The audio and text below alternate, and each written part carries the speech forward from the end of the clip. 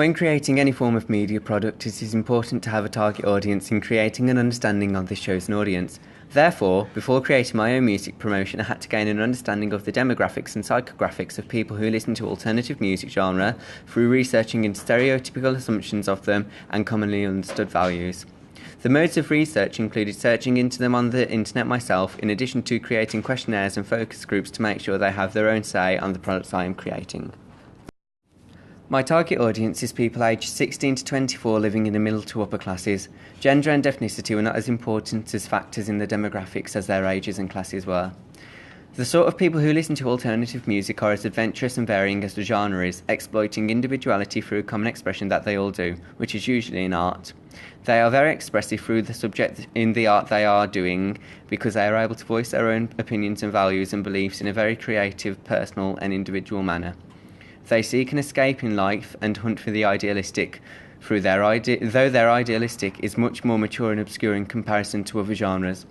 Their fashion is very individual and reflects on past trends or focuses on new trends which separate them from the rest of their social circle, which is normally filled with similar people who all add a different spark of individuality.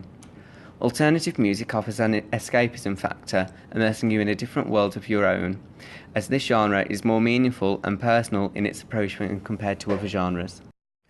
With this knowledge I have on the taste of idealistic both the genre and the audience has, I looked into creating a sunset, warm, contrasted colour scheme as a recurring filter in the house style of my products.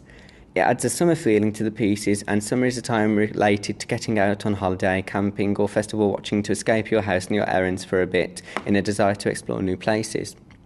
The typography is very fancy in style with its strokes and effortless appeal, which I think will attract the upper classes and make them believe that this product is of the high standard that it should be. All my images used were took outdoors or made to look outdoors, for example on my magazine advert, to again link with the adventure idea. I wanted the promotional material to look very natural and therefore refused to use the studio unless desperately needed to, such as with the lip syncing scenes. My target audience thinks the layouts of my products are very interesting too. I have avoided the use of star power by not having any faces featured on the front cover of the digipack. This is because star power is not looked at in this genre, as the actual talents of the artists is what makes people engrossed in their music, rather than their most recent photo shoot for Vogue. Costume links with the outfits these people wear, which is what I found out when looking into their psychographics. Costume included aviator sunglasses and denim jackets, which gave off a 1950s indie rock sort of feel. My target audience liked the filters I used in my products, in addition to the outdoor vibes in them, which gave them a feeling which made them want to get out and explore. The footage in my music video, along with the editing I did, was also highly appreciated. The weakest parts of my work were pointed out as minor things, such as increasing the vignette in the flashback scenes of my video, replacing a 6-page digipack with a 4-page digipack, and having an outdoor background on my advert rather than having it look too studio-like. All 3 of these points I then set out to improve by sticking to all of them when creating my final products and changing them to suit. I think it is very vital to take audience feedback into account when creating media products, as the audience is the people who will be viewing or purchasing your products, and if you make something that does not conform to their stereotypical interests or does not have a sense of relatability to them as a niche cult, then you will not be able to gain their attention with these products, and the artist alone will not always be enough to sell the products due to a lack of star power I stated earlier.